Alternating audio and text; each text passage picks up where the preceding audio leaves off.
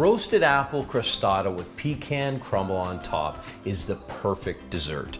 And with this chef's oven and the pizza stone, I can get the texture and quality in the dough that I'm really looking for.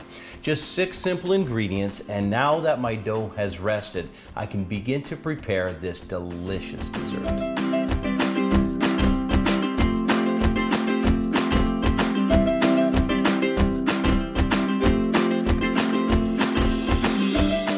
With my dough completely rolled out and the spices and sugar on top of the apples, place the apples in the center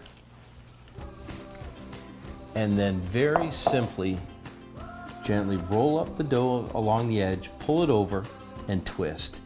As I do, creating a little bit of a crust, and then the topping will go right in the center. Once preheated with the pizza stone hot, set the temperature at 350 degrees and timer for 30 minutes or until golden brown. I can smell the baked apple, and I know, oh yeah, because the pizza stone heats up and cooks that dough perfectly, there's no more soggy crusts, just perfectly cooked baked apple crostata.